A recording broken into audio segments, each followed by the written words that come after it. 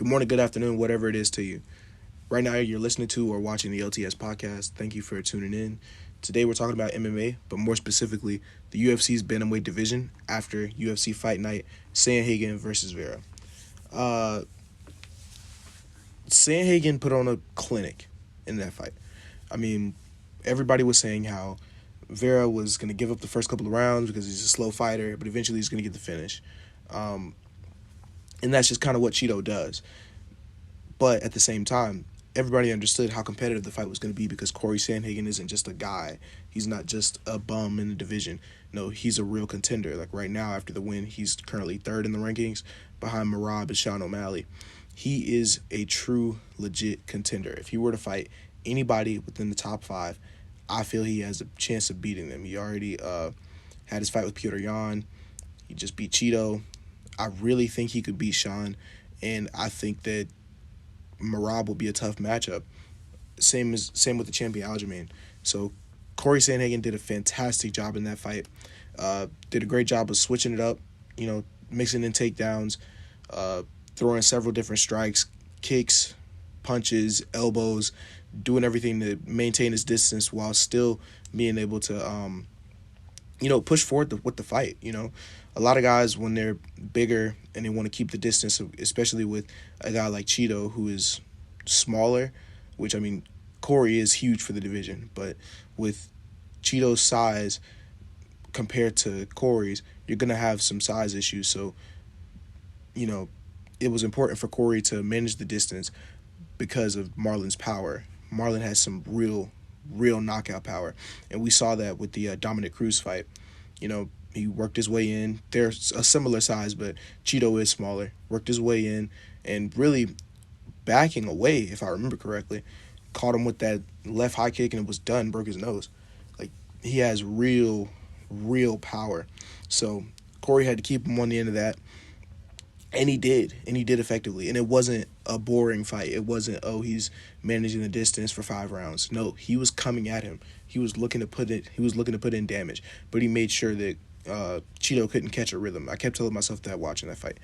He can't catch a rhythm if he's constantly defending takedowns, if he's constantly trying to avoid strikes.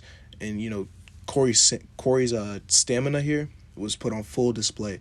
I really think he's a top contender in this division. So I'm excited to see what the next fight will be, because all of the top 3 guys in the division have a claim for a title fight. Of course, Aljamain and Merab won't fight. So, after the Aljamain and Cejudo fight, depending on what happens there, it'll be interesting to see, who gets a title shot, who fights who for a title eliminator, things of that nature.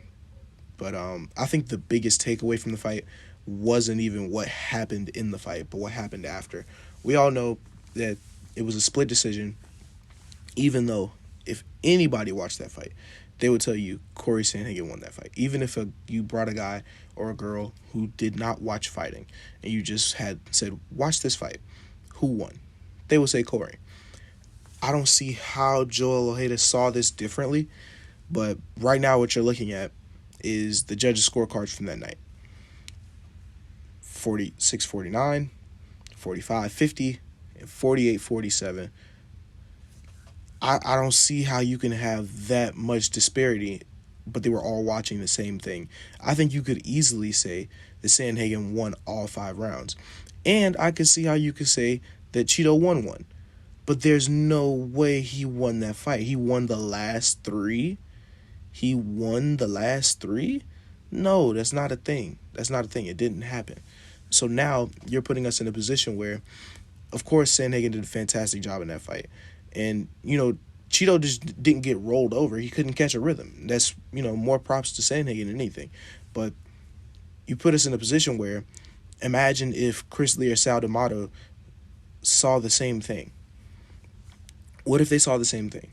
And now we're in a position where Cory Sandhagen gets robbed of a fight that he absolutely showed why he deserves a title shot. That's really bad.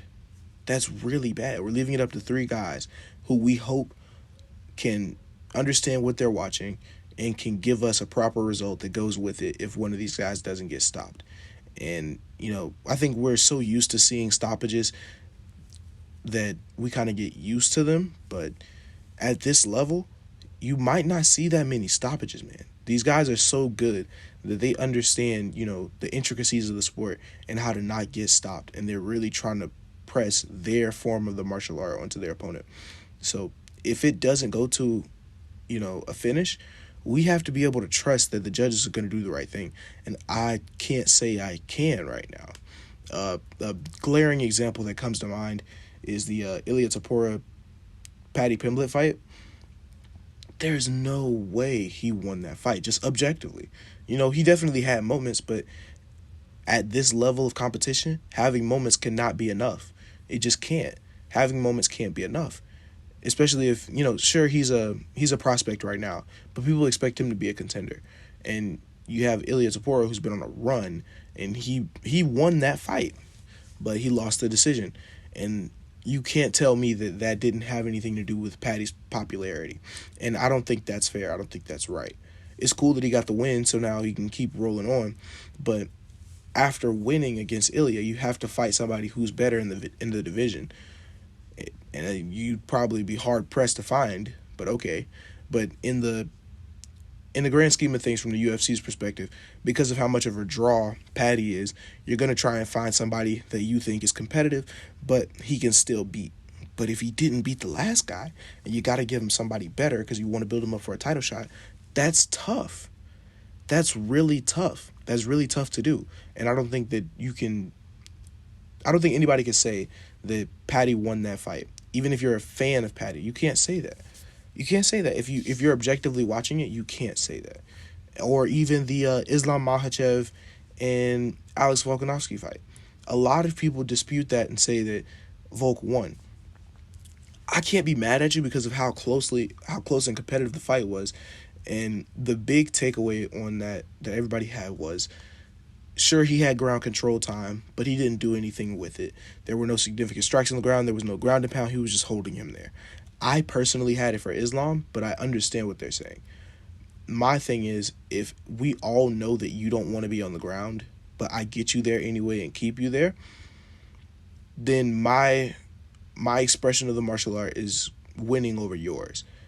If you have any opportunity, you're getting back up, but I'm able to hold you here, I'm winning this exchange. I just am, because you'd rather be up, but you're down right now. You'd rather be up, standing up, being able to strike with me, but you can't because I got you down. That's winning to me. But with how subjective the sport is, it's hard to really make that a unified thing. So when you try and search for solutions for the judging problem, it's really hard to do that.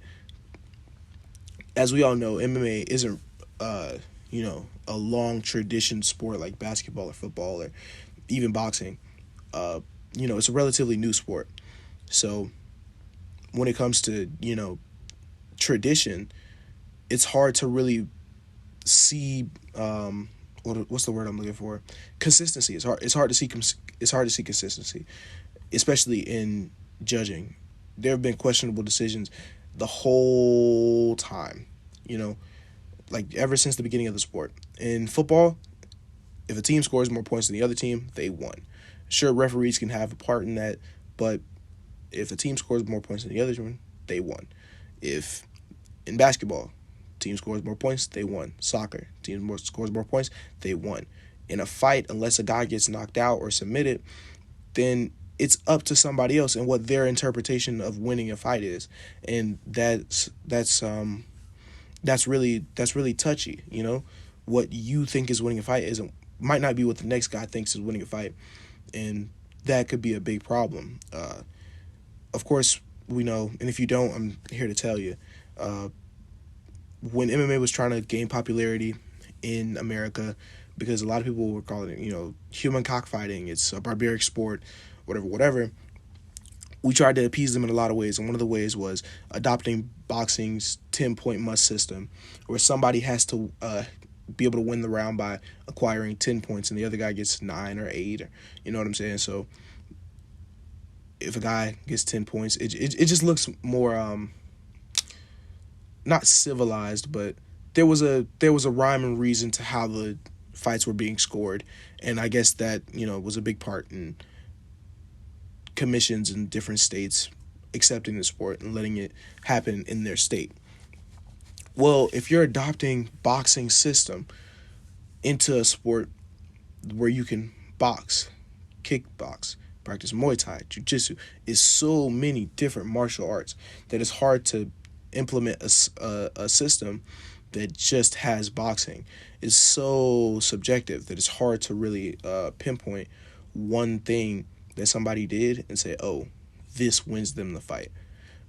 For example, if a guy's dominating a fight and let's not even say a fight. Let's just say a round. He's dominating a round for 4 straight minutes, but he gets caught, knocked down, and not even saved by the bell. He just gets back up, but he got caught really bad. He's been compromised.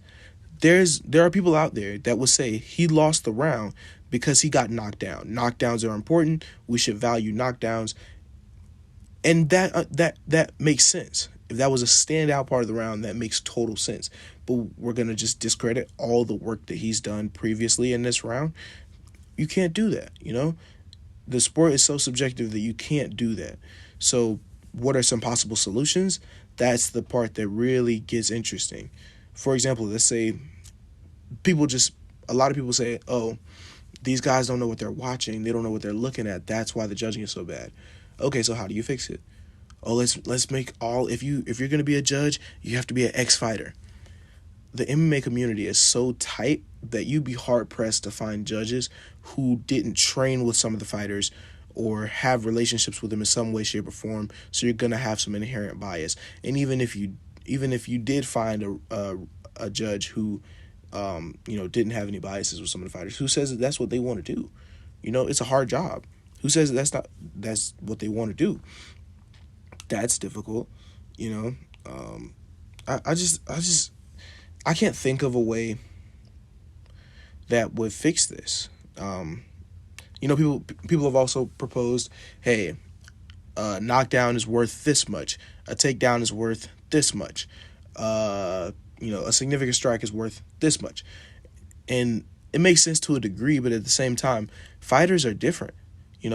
Catching somebody clean with a strike could mean a lot to one guy, but could mean a whole lot to another guy, depending on their style of fighting.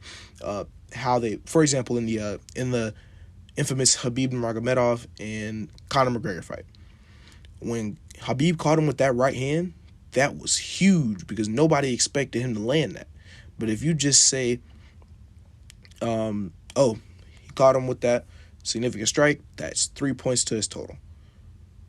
Well, now that doesn't take into account that Conor now has to watch out for that right hand because he just got hurt with that. So that's taken away from his takedown defense because he has to keep his hands up higher. So it sets implications for later on in the fight that you can't really numerically quantify by just saying, oh yeah, he caught him with that, so we're going to add 3 points to his total.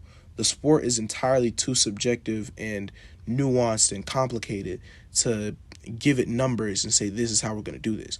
We just have to be able to trust the judges, which we can't really do right now. I don't have any solutions, but somebody has to come up with a solution because the decision of the Cory Sandhagen fight could have went a completely different way, and if it did, that would have had huge implications for the bantamweight division. That would have had huge consequences for the bantamweight division. So it's tough. It's tough. That's basically it, man. That's basically it. If you guys have anything to say, please feel free to let me know in the comments. That's it, man. Y'all enjoy the rest of y'all day. I'm out.